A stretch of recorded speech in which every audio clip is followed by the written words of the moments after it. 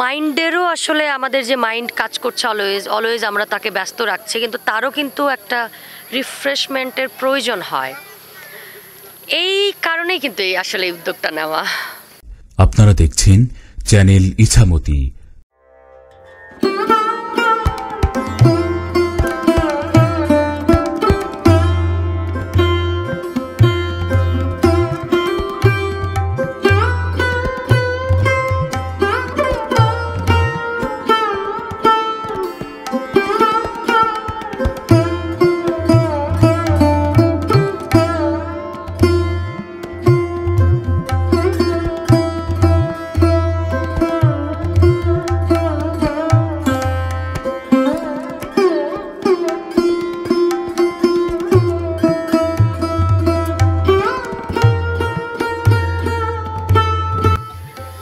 Covid যখন ছড়িয়ে গেল চারিদিকে, আমরাও তো কিছু কাজ করেছিলাম ওই সময়। একদম সহজ সরল মানুষগুলো, সেই সকল মানুষদের পাশে যখন যাচ্ছিলাম, এবং অসহায় ফেসগুলো আসলে টলারেট করার মতো নয়।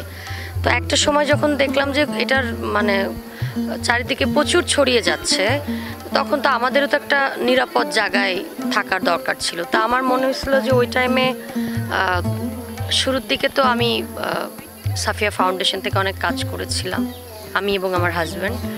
বাট মনে হলো যে এখন আমাদের একটু সবাই যেহেতু একটু গ্রামের বাড়ির দিকে যাচ্ছে, তো ওই সময় তখন আমি আমার হাজব্যান্ডকে বললাম যে চলো বাসায় যাই, অ্যাটলিস্ট ওখানে আমরা আলাদা থাকতে পারবো, কারোর সংস্পর্শে আসা হবে না।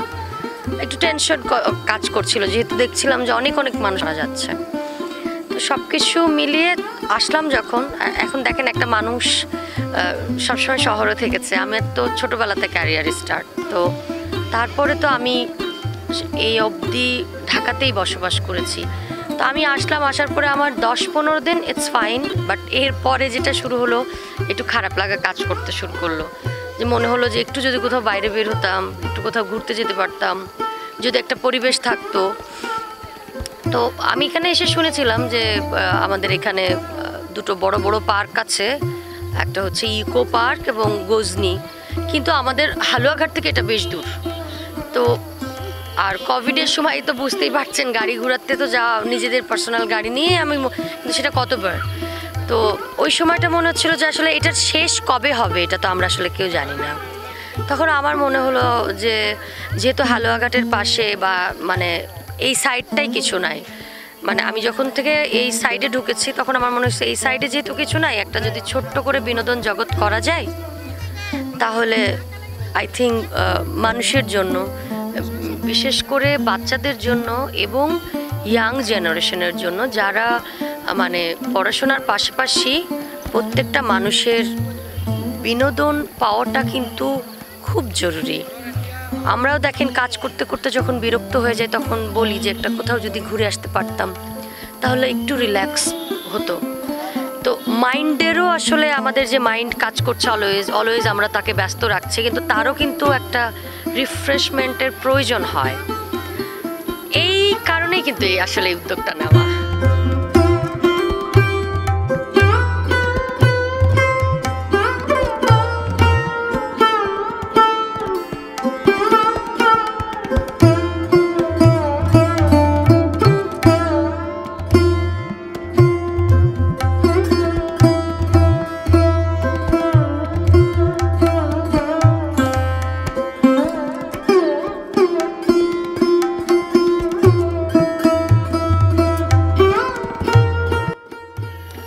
পার্কে অনেক কিছু করার আমার প্ল্যানিং নেই, একদম অনেস্টলি স্পিকিং। কারণ আমরা দুজন মানুষই অনেক ছোট মানুষ, মানে এইসব পার্ক প্রতিষ্ঠানগুলো কিন্তু একদম শেষ বয়সে, বলতে পারেন 50-এর পরে 45-এর পরে মানুষ শুরু করে। আমাদের এটা শোনাচ্ছে পার্ক, বাট আমি আসলে কিন্তু প্রথমে মনে করছিলাম যে আমার একটা প্রজেক্ট, যেখানে আমি যেহেতু একজন মিউজিকের মানুষ, একটু মিউজিক করব, একটু আলাদা পরিবেশ, যেখানে একটু মন খুলে গান গাইবো, কেউ নাই।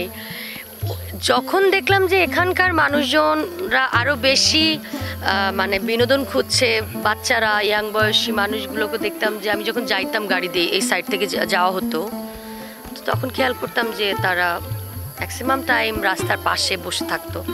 তো ওই বসে থাকাটা মনে হচ্ছিল যে একটা ছোট্ট যদি কিছু করি তো তাহলে এই ছেলে মেয়েগুলা বা এই যে বাচ্চারা পরিবার নিয়ে একটা জায়গায় ভালো পরিবেশে বসবে। আর দেখেন সরকারি পার্কগুলোতে অনেক জায়গা, অনেক কিছু, প্রাইভেট পার্কগুলোতে তো আসলে যেহেতু আমার হাজব্যান্ড একজন ব্যারিস্টার, আমি একজন শিল্পী, আমাদের দুজনারই কিন্তু আমাদের কাজের জায়গাটা দুই রকম, সো এটার সাথে কোনোভাবে কানেক্টেড নয়।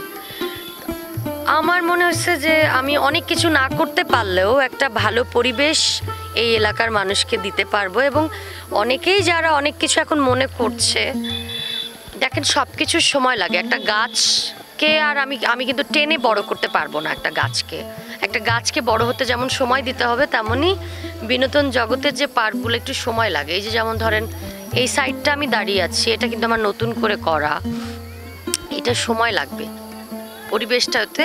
তবে ওই আমি বলতে পারবো না যে আমার এখানে চিড়িয়াখানা হবে, আমার এখানে অনেক কিছু হবে, আমি এগুলো কিছু বলতে পারবো না। তবে দু একটা সীমিত যেটা করব সেটা হয়তো বা অন্য কোথাও থাকবে না।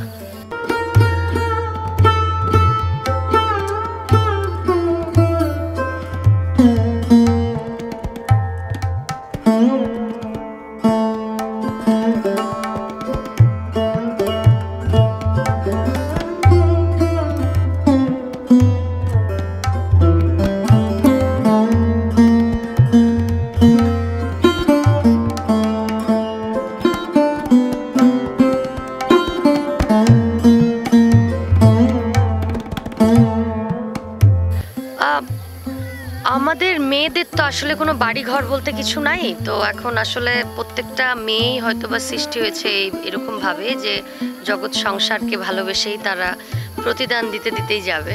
আর শ্বশুরবাড়ির পক্ষ থেকে বলতে যে দেখেন, মেয়েদের বাবার বাড়িও বাবার না, শ্বশুর বাড়িও শ্বশুর না, মেয়েদের আসলে কোনো ঘরই নেই। এখন আমি যেটা করছি সাপোর্টের ব্যাপারটা, এই যে আমি যে স্বাচ্ছন্দ্যভাবে সুন্দরভাবে কাজ করছি, এই কাজ করতে পারছি, তার মানে ভেবেই নিতে হবে যে তাদের সাপোর্ট অনেক বেশি। এই আমার পরিবারটা আমাকে অনেক সাপোর্ট করে এবং আমার ভক্তরা জানে, আমার শাশুড়ি আম্মা, আমার মাদার ইন ল আমার সঙ্গে সবসময় কাজে মুভ করে, আমার হাজব্যান্ডও আমাকে যথেষ্ট সহযোগিতা করেছে। এবং ইনফ্যাক্ট এই যে এখানে একটা আমার পছন্দের কাজ আমি একটা স্টার্ট করেছি, তো আমার হাজব্যান্ড আমাকে সাপোর্ট না করলে তো এটা করতে পারতাম না। সো আমার ভক্তরা অলমোস্ট বুঝে গেছে যে আমার পরিবারটা আসলে আমাকে কতটা সাপোর্ট করছে।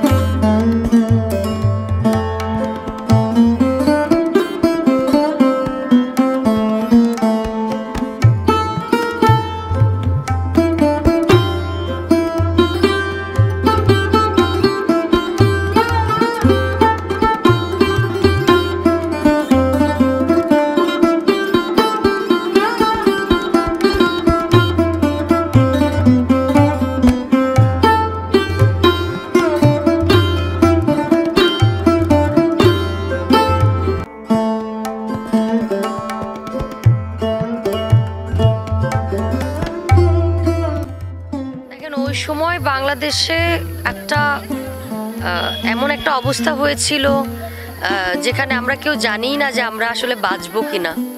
তো সেই সময় আমরা আমাদের মতো কাজ করেছি। এখন দেখেন অনেক বড় বড় বিত্তমান মানুষ আছেন যাদের আসলে অনেক কিছু করার আছে, আমরা তো সেই তুলনায় বলতে পারেন একদম চুনোপুটি আর কি।